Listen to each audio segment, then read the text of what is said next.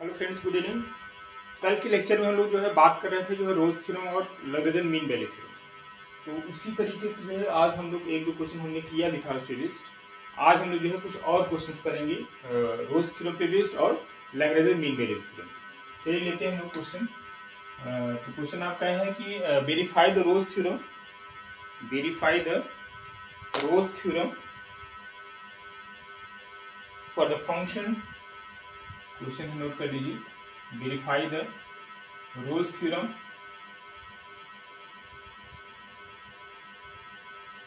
for the function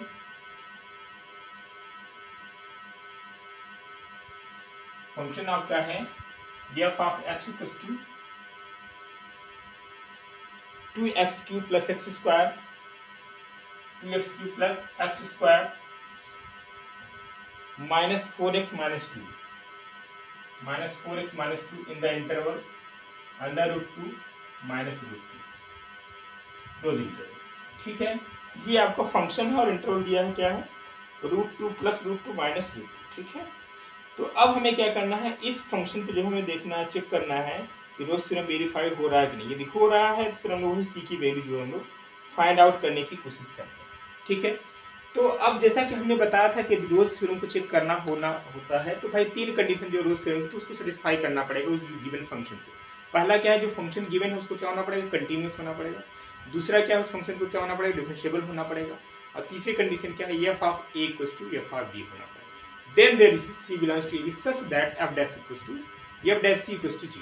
ठीक है, तो चलते चेक करते हैं भाई। जैसा कि अभी ऑब्वियसली बात है, फंक्शन आप देख पा रहे हो ये क्या है, polynomial function. This is since fx is polynomial function. अब इतना कुछ ज्यादा कुछ करने की जरूरत तो नहीं है, ना ही लिखने की है। आपको मालूम है जो कि प्री में जैसा कि हमारा ऑब्जेक्टिव क्वेश्चन है। अब हमारा उद्देश्य भी होता है क्योंकि आप ये तो ठीक है प्री देना है, आप ये बिल्कुल नहीं मान के चले हमें मेंस नहीं दिया, ऐसा नहीं। प्री आप देंगे डेफिनेटली आप मेंस में पहुंचेंगे, इसमें कोई वो डाउट नहीं है। तो आप अपने माने बिल्कुल ये तनिक भी नहीं ला कर अरे ये सब चीज़ें क्यों। आपके लिए यदि आप अच्छी चीज़ें करेंगे तो डेफिनेटली उसका आपको फायदा ही मिलेगा, कोई दिक्कत नहीं है। बस थोड़ा सा आप जो है कुछ टाइम थोड़ा ज़्यादा लग सकता है, बात सही। चलिए, तो सिंस एफ एक्स क्या है, आपका जो polynomial, since F x polynomial function, तो जाहिर सी बात है therefore it is continuous and differentiable. It is continuous on the interval root 2 minus 2 and differentiable।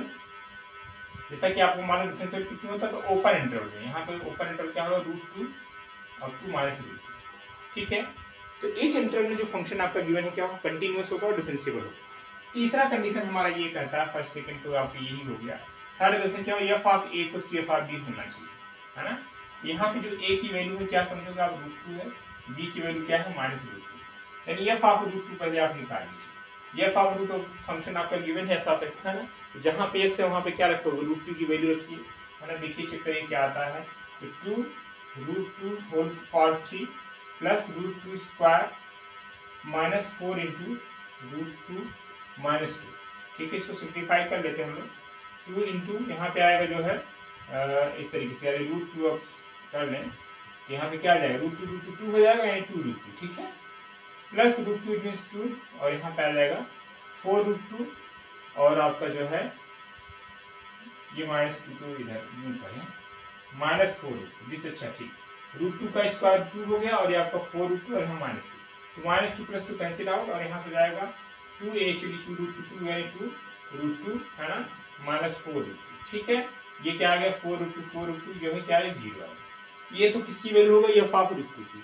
अब आप क्या चेक करें इसको जो है, यानी एफ ऑफ माइनस रूट 2। ठीक है, एफ ऑफ बी भी तो चेक करना है, यहाँ पे आप कर लीजिए F of minus root 2 it means जो है माइनस रूट 2 है पहले, तो 2 यहाँ लिख देते हैं, minus 2 root 2 power 3 plus minus root 2 power 2 minus 4 minus root 2 minus 2।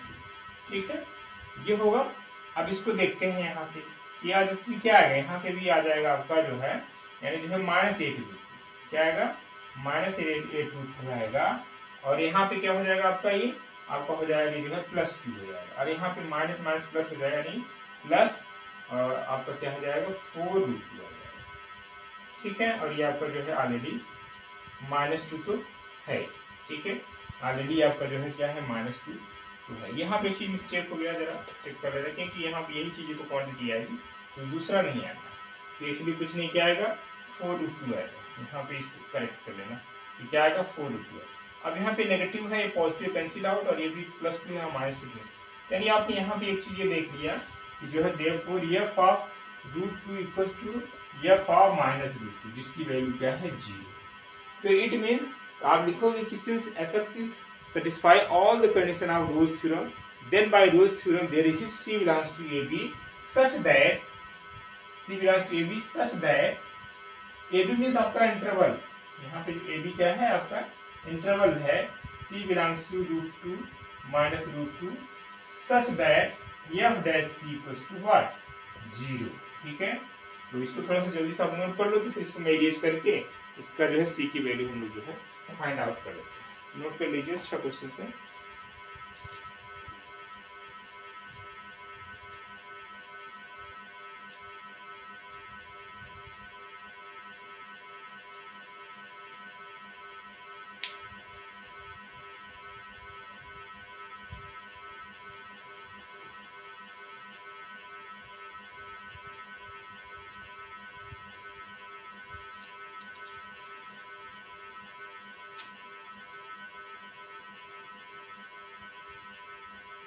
चलिए, आई होप आपने लिख लिया होगा। अब हम क्या करते हैं, ये अब लिखेंगे since f(x) satisfy all the condition of Rolle's theorem, then by Rolle's theorem there is C belongs to AB, some C belongs to AB such that f' equals to 0। तो अब इस फंक्शन जो f(x) है, हम इसका क्या निकालेंगे f'(x), it means जो है इसका फर्स्ट डेरिवेटिव निकालेंगे। ठीक है, फिर इसको हम 0 करेंगे, f'(x) निकाल लिया जाए। यहाँ से f'(x) जो आएगा क्या आएगा 3 × 2 = 6x² प्लस 2x, और यहाँ पे आएगा -4। ठीक है, और इसको क्या होना पड़ेगा, हमें चाहिए कि f' चाहिए, f' क्या होना है 0, जहाँ पे x है वहाँ पे आप c रख दो, यानी 6c² प्लस 2c - 4 = 0।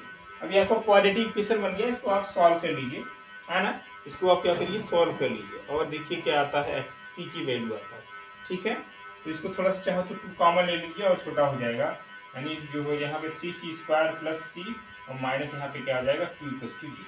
ठीक है, अब इसका स्प्लिटिंग द मिडिल टर्म से करेंगे इसका फैक्टर, तो क्या मिलेगा 3 × 2 = 6 हो जाएगा, 3c² plus 3c minus 2c minus 2 = 0, यही तो होगा। अब दोनों में कॉमन क्या है, दोनों में कॉमन है आपका 3c, यहाँ पे आएगा c + 1 आ जाएगा, यहाँ पे जो है आप कॉमन क्या ले लेंगे -2 ले लो, तो आप कॉमन मिलेगा c + 1 आएगा 0। ठीक है, दोनों में कॉमन क्या है c + 1 है, दूसरे ब्रैकेट में आएगा 3c - 2 = 0। एक बार c + 1 को 0 करोगे तो c की वैल्यू क्या मिलेगी -1, फिर इसको 0 करोगे तो c की वैल्यू क्या मिलेगी 2/3। ठीक है, क्या मिल जाएगी, c की वैल्यू क्या मिल जाएगी आपको 2/3 मिलेगी। अब हमें देखना है कि जो वैल्यू मिल रही है c की -1 और 2/3, क्या जो इंटरवल है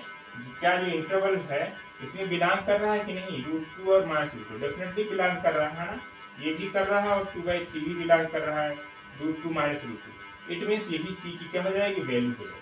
अच्छा, कोई ऐसा पर्टिकुलर एक वैल्यू c की आ जाती है जो इस इंटरवल में ना होती, तो उसको हम नहीं लेते, उसको हम क्या करते हैं नेग्लेक्ट कर देते। ठीक है, तो इस बात का ध्यान रखना, यानी ये c की वैल्यू होगी जो इस इंटरवल में बिलोंग करे, वही हमें निकालना होगा। सिंपल सी बात है, चाहे रोल्स थ्योरम चाहे मीन में हमें निकालना अल्टीमेटली c की वैल्यू भी है ना। जो फंक्शन गिवन है कंटीन्यूअस है, डिफरेंशिएबल है, और जो तीसरा कंडीशन आपका f of a = f of b है, तीनों कंडीशन सेटिस्फाई कर तभी हम अप्लाई करें, अदरवाइज लिख देंगे this function is not applicable, या ये कहें कि वेरीफाइड, ये कहेंगे Rolle's theorem is not verified for this function. ठीक है, यदि ये कोई भी कंडीशन फेल करता है तो। जैसे एक एग्जांपल ले ही लेते हैं, अभी हमने जितने भी क्वेश्चन किए 2-4, वो सारे जो है कंटीन्यूअस डिफरेंशिएबल थे, लेकिन कुछ एग्जांपल ऐसा लेते हैं जो फंक्शन कंटीन्यूअस या डिफरेंशिएबल ना हो। ठीक है, तो इसको भी आप नोट कर लो।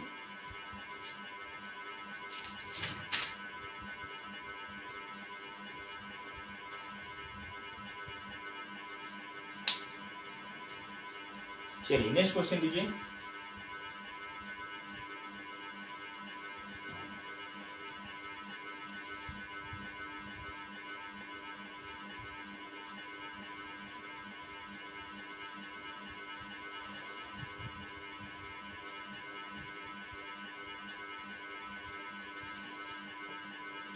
अगला question, discuss the applicability of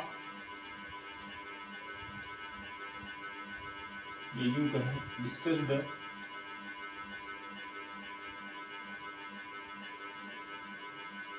applicability of Rolle's theorem for the function f(x) equals to mod of x in the interval -1 to 1। ठीक है, ये आपका फंक्शन है mod x in the interval क्या है -1 to n। अब इसको देखना है क्या ये फंक्शन जो है रोल्स थ्योरम की सारे कंडीशन को सेटिस्फाई करना है कि नहीं। तो पहले सबसे पहले चेक करेंगे वन बाय वन कंटीन्यूअस है कि नहीं, डिफरेंशिएबल है कि नहीं। उसके बाद यदि है तो ठीक है, तो उसी की वैल्यू निकालेंगे, अदरवाइज हम लोग बता देंगे कि this function is not satisfied all the condition of Rolle's theorem. ठीक है,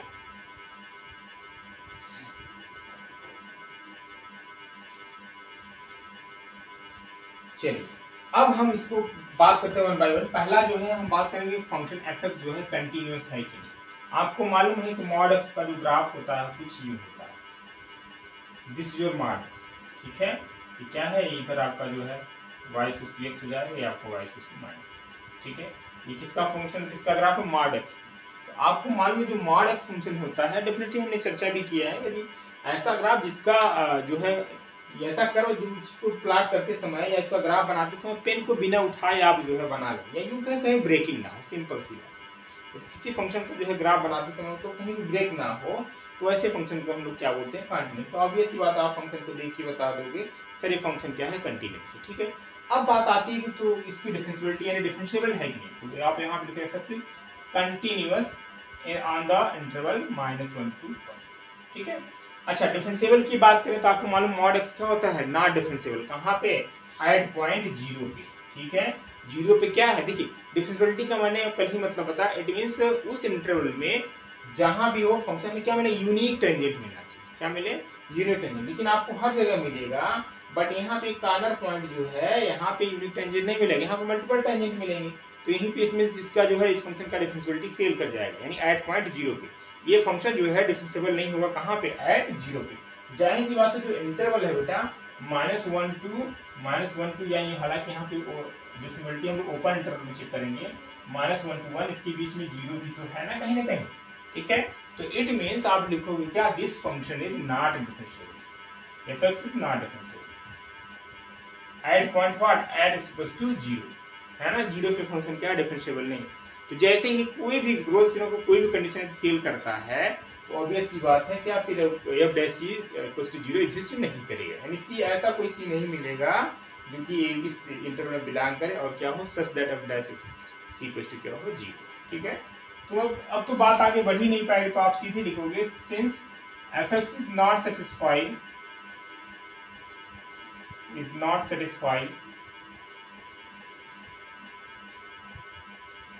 all the condition of Rolle's theorem।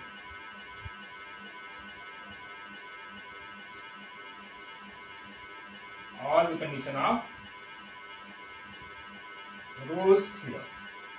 ठीक है, तो इसलिए इसका जो है सी निकाल पाना पॉसिबल नहीं है। ठीक है, चलिए इसको भी नोट कर लीजिए, कभी कभी आ जाता है, छोटा सा क्वेश्चन है।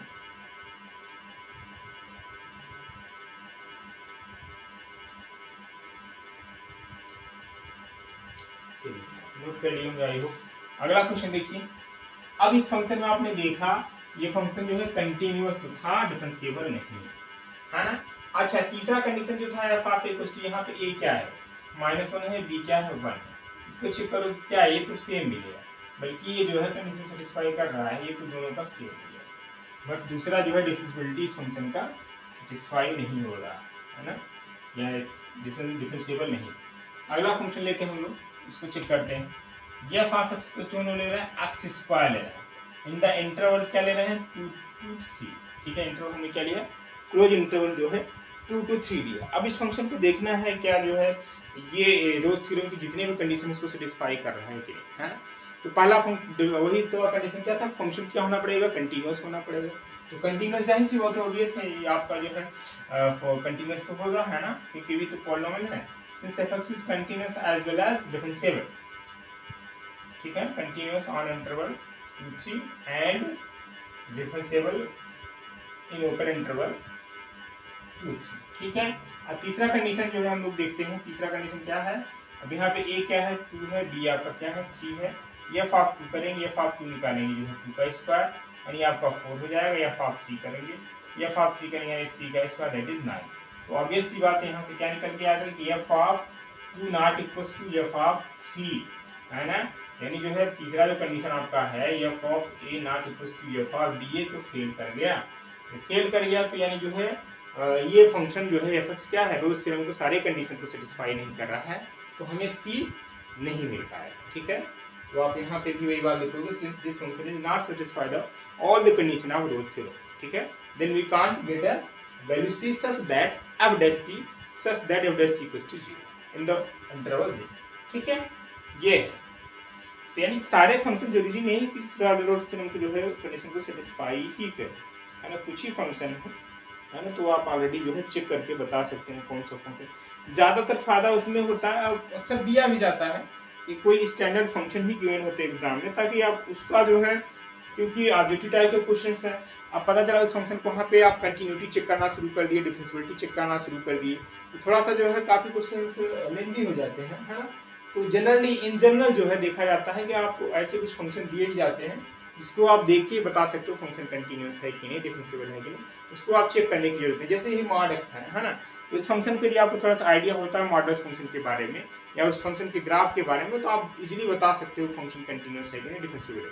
तो यहाँ पे रिजल्ट यानी कंक्लूजन बहुत जल्दी निकल जाता है। तो ऐसा क्वेश्चन भी आपको नहीं दिया, हाँ मेंस में जरूर दे सकता है कि ऐसे कुछ फंक्शन भी जहाँ पे आपको चेक करना पड़े बाकायदे कंटिन्यूटी का जो फॉर्मूला था, है ना, लेफ्ट हैंड में निकाले, राइट हैंड में वैल्यू ऑफ द फंक्शन निकाली, है ना, तो उस केस में दिया जा सकता है डिफरेंशिएबिलिटी के लिए लेफ्ट हैंड डेरिवेटिव निकालिए, राइट हैंड। हालांकि इस पर बात अभी हम करेंगे, कंटिन्यूटी और डिफरेंशिएबिलिटी बात अभी हमें करना है। ठीक है,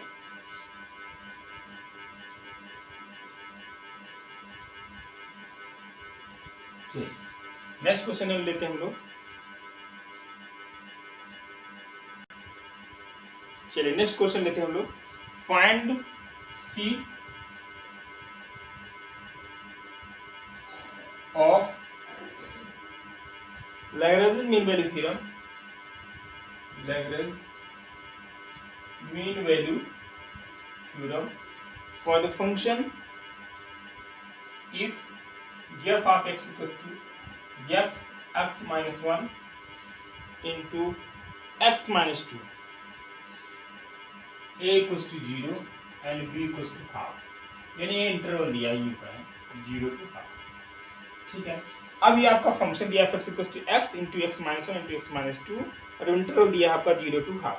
अब इसको देखना है कि हमें जो है क्या c की वैल्यू को निकालना है, तो अब देखना है हमें लैग्रेंज मीन वैल्यू थ्योरम का जो है यूज करना है। तो ऑब्वियस सी बात उसकी जो लैग्रेंज मीन वैल्यू थ्योरम थी जो है उसके सारे कंडीशन सेटिस्फाई कर, ऑब्वियस सी बात ही करेंगे हम, तो प्रॉब्लम ऑलरेडी दे रखा है कि लैग्रेंज मीन वैल्यू थ्योरम का ही इस्तेमाल करना है और यहाँ पे कंटिन्यूटी डिफरेंशिएबिलिटी चेक करने की जरूरत नहीं है ना, यहाँ पे इसकी कंटिन्यूटी डिफरेंशिएबिलिटी चेक करने की जरूरत नहीं। जैसा कि मैंने बताया था लैग्रेंज मीन वैल्यू थ्योरम क्या होता है, यानी a function f(x) defined on the closed interval ab such that f(x) is continuous and f(x) is differentiable in the open interval ab, है ना, और कंटिन्यूस किस में होगा, क्लोज इंटरवल ए बी में।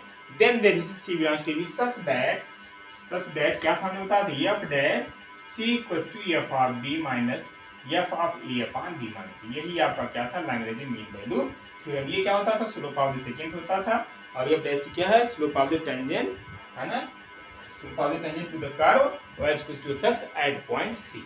ठीक है, दोनों क्या थे एक दूसरे के इक्वल होते थे। चलिए, तो अब इसी फार्मूला के यूज है इस्तेमाल करके हम लोग क्या करेंगे, सी की वैल्यू को निकालने की कोशिश करेंगे।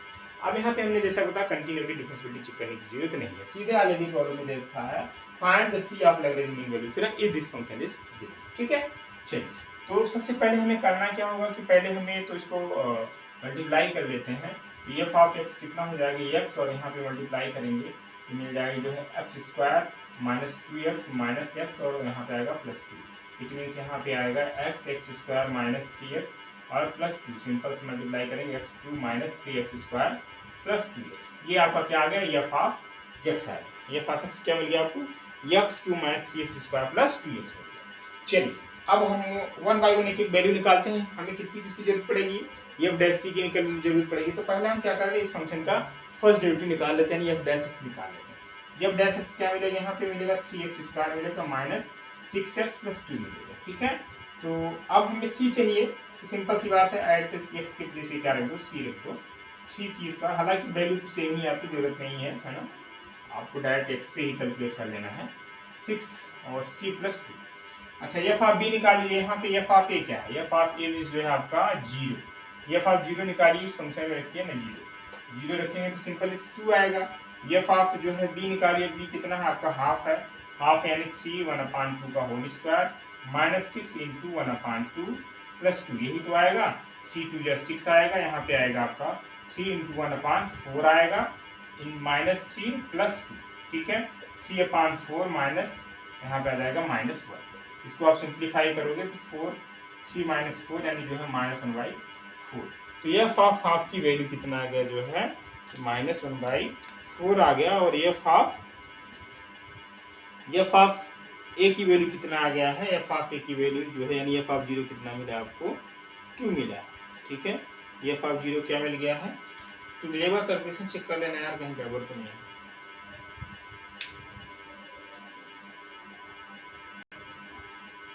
चलिए अब तो एफ ऑफ ए निकाले यानी एफ ऑफ 0, यहाँ पे थोड़ा सा मिस्टेक हमने जो है एफ डैश एक्स इस पे कैलकुलेट कर लिया, देखिए आपको चाहिए क्या इस पे कैलकुलेट करना, ये थोड़ा सा मिस्टेक, इसको करेक्ट करना, यानी जो है एफ डैश थोड़ी निकालना है ना, एफ ऑफ एक्स की वैल्यू निकालना है, यानी एफ ऑफ 0 चाहिए तो आप यहाँ पे रखोगे ना वैल्यू, यानी एफ ऑफ 0 निकालो तो यहाँ से मिल जाएगा क्या 0 0, हाँ यस 0/3 -3 इंटू 0 और 2 इंटू 0, तो ऑब्वियस सी बात है एफ ऑफ 0 की वैल्यू क्या मिल गया 0।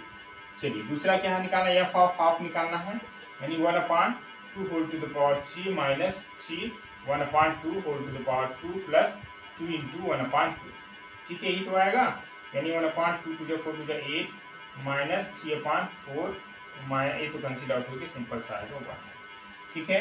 8 एलसीएम ले लीजिए, यहाँ पे आ जाएगा 1 माइनस यहाँ पे आ जाएगा 6 और यहाँ पे आएगा जो है आपका 8, ठीक है, कितना जाएगा 8 आ गया, और 8 + 1 9 9 - 6 में यानी 3/8 आ गया।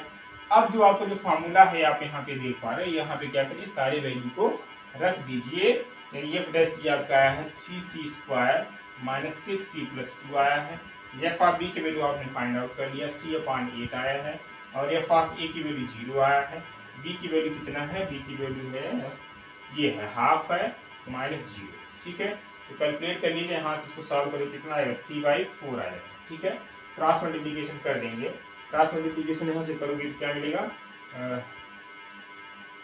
यहाँ से आपको मिल जाएगा जो है 3/4 है ना, तो 4 का इसमें क्रॉस मल्टीप्लिकेशन कर दो तो आ जाएगा 12c स्क्वायर और माइनस जो है 6 है, इसका ये है ना, यानी जो है 4 यानी 12c स्क्वायर माइनस 6 4 जा 24c प्लस 4 2 जा 8 = 3, ठीक, यहाँ से मिल जाएगा 12c स्क्वायर माइनस 24c और इधर करोगे तो जो है आ जाएगा -n जो है +5 = 2। ये आपको क्वाड्रेटिक इक्वेशन मिलेगा, क्या मिलेगा 12c स्क्वायर माइनस 24c + 5 = 0। अब हमारा उद्देश्य क्या है, c की वैल्यू निकालना है ना, तो इसका फैक्टर तो 12 12 15 20, इसका फैक्टर जो है तो इस तरीके से बिटवीन द मिडिल टर्म से होगा नहीं, तो आप जो है क्वाड्रेटिक फार्मूला से जो है निकाल लेंगे इसकी वैल्यू, ठीक है, क्या होता है quadratic s = -b plus minus √b square minus 4ac/2a, ठीक है, इसी के हेल्प से जाहिर सी बात आप सी की वैल्यू निकाल लीजिएगा। हाँ ध्यान में रखना है जो सी की जो 2 वैल्यू आएंगी आपको देखना पड़ेगा इस इंटरवल में लाई करना है, जो वैल्यू नहीं लाई करेगी, नहीं बिलोंग करेगा, उसको हम निगलेक्ट कर देंगे, जो करेगा वही आपका आंसर होगा, ठीक है, तो आप इसको कैलकुलेशन में कर लीजिए, इसको नोट कर लो आप।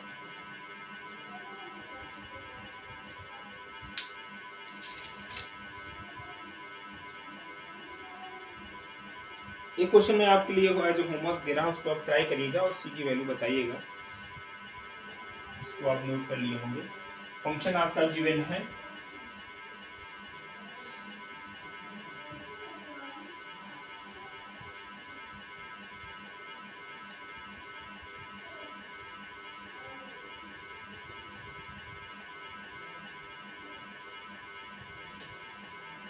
फंक्शन में find the value of C of the mean value theorem this much. fx क्या है, fx आपका गिवन है, नेक्स्ट क्वेश्चन है x square minus 3x minus 1, x square minus 3x minus 1, और आपका इंटरवल दिया है where a equals to -11/7, where a equals to -11/7 7 and b equal to 13/7। ये है a और b की वैल्यू गिवन, ठीक है। अब हम करेंगे क्या यहाँ पे, अब यहाँ पे हमने जैसा बताया, अब इसको जो है कंटिन्यूटी डिफरेंशियबिलिटी चेक करने की जरूरत नहीं है, सीधे सीधे जो आपका लैग्रेंज मीन वैल्यू थ्योरम का फार्मूला कर सकते हैं, f dash equal to f of b minus f of a upon b minus a, उसको सीधे से जो है अप्लाई करेंगे इस फंक्शन पे और वैल्यू निकालेंगे c की। ध्यान रखना है c की वैल्यू हमें वही लेना है जो इस इंटरवल में लाई करेगा, अदरवाइज बाहर है तो हम इसको नहीं, ठीक है। तो इसके लिए आप जो होमवर्क है इसको करिएगा, ठीक है। अब हम लोग जो है नेक्स्ट बात करेंगे, देखिए अगला जो सिलेबस में है तो वो तो एज अ टेलर थ्योरम और मैक्लॉरेन सीरीज करके दिया है, लेकिन अब उसमें हमें जरूरत पड़ेगी जो है nth डेरिवेटिव की, ठीक है। जैसा कि हमें सक्सेसिव तो पढ़ना ही है, सक्सेसिव का सिंपल सा मतलब है कि उसका जो है first derivative second derivative up to nth derivative की बात हम लोग सक्सेसिव में करते हैं, है ना। तो इसी तरीके से कुछ पर्टिकुलर टाइप के फंक्शन आपने इसको बीएससी में किया था, चलिए हम करते हैं उसको। तो हालांकि उसके सिलेबस में उसका नाम नहीं लिखा है, तो फिर भी मैंने यहाँ पे करा, हालांकि टीजीटी पीजीटी में तो अच्छा खासा उसके क्वेश्चन पूछे जाते हैं, लेकिन जब उसको मैक्लॉरेन और टेलर्स करना है तो हमें उसकी जो है नीड है ना। सक्सेसिव डिफरेंशिएशन का नाम तो लिया आपके सिलेबस में, ठीक है, बस nth डेरिवेटिव की बात नहीं किया गया। जैसा कि हमने बताया कोई फंक्शन जो है if y equal to fx है ना, इसको हम डिफरेंशिएट करेंगे विथ रिस्पेक्ट टू x, तो आपको मिलेगा dy by dx equal to f dash, ठीक है। If f dash x is differentiable then again differentiating this function with respect to x, then you will get dy by dx of this and you have double dash, ठीक है। इस तरीके से हम continuously मान लो then if f double dash x is differentiable, इसी तरीके से फिर हम लोग डिफरेंशिएटिंग करेंगे विद रिस्पेक्ट टू x, तो अच्छा इसको आप ये भी तो लिख सकते हो ना dy by dx2 लिख सकते हो equal to f double dash, ठीक है। इसी तरीके से सिमिलरली हम लोग कहाँ तक पहुँच जाएंगे dn y upon dxn n, ये यही है आपका सक्सेसिव डिफरेंशिएशन। तो हम करेंगे अभी तक किसी फंक्शन का फर्स्ट डेरिवेटिव सेकंड डेरिवेटिव ज़्यादा थर्ड और फोर्थ तक जाते हैं। अब हम लोग क्या करते हैं उस फंक्शन का जो है nth डेरिवेटिव भी निकालेंगे, ठीक है। क्या निकालेंगे, nth डेरिवेटिव भी निकालने की कोशिश करेंगे, ठीक है। तो यही है आपका सक्सेसिव डिफरेंशिएशन। हाँ, इसका कुछ नोटेशन में ध्यान रखना, जैसे D Y by D X को हमने बता रही था, y1 भी बोलते हैं, एफ डैश एक्स भी बोलते हैं, डी ऑफ वाई भी बोलते हैं, और इसको और कई तरीके से जो है एफ डैश सिंपल भी ऐसे भी लिखते हैं, है ना। तो डिफरेंट डिफरेंट नोटेशन है, इसको आप थोड़ा सा ध्यान रखिए। जैसे वाई लिखा, वाई का मतलब इस फंक्शन का nth डेरिवेटिव, ठीक है, और यहाँ पे डी एन वाई ऐसा भी लिखते हैं, ये फन एक्स ऐसा भी लिखते हैं, है ना। तो डिफरेंट डिफरेंट नाम है, इसको देखिएगा। और इस तरीके से भी लिखते हैं वाई डबल डैश को, यानी वाई डैश, ये भी नाम देते हैं ना सेकेंड डेरिवेटिव को, वाई डबल डैश, है ना, वाई ट्रिपल डैश। ये नोटेशन है, आप इसको जानते होंगे, ऐसी कोई दिक्कत नहीं होगी, ठीक है। चलिए अब हम लोग कुछ स्पेशल फंक्शन लेते हैं और इसका जो है nth डेरिवेटिव निकालने की कोशिश करते हैं।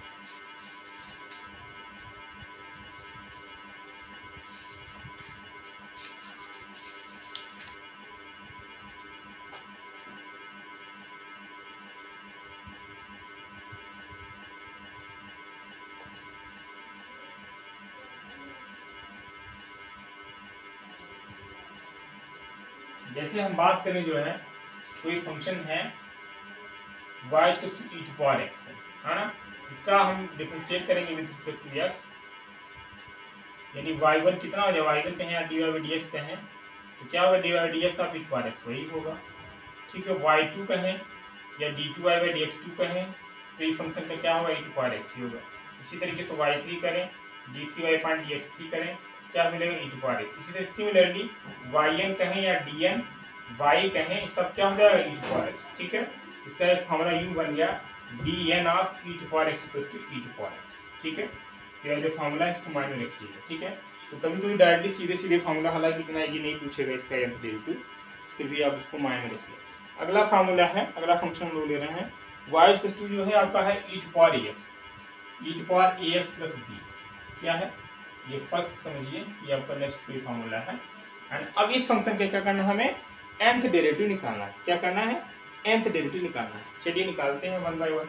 इसका y1 निकालेंगे यानी dy बाई dx करेंगे तो क्या मिलेगा, e to power ax plus b, फिर ax प्लस b का करेंगे तो a, ठीक। दूसरा इसका सेकंड डेरिवेटिव निकालेंगे, y2 निकालेंगे, क्या मिलेगा, y2 कहें या d2y बाई dx2 कहें, इसका क्या होगा, e to power ax plus b ही होगा, a ऑलरेडी पहले से है, फिर इसका करेंगे तो क्या हो जाएगा, a स्क्वायर, ठीक है।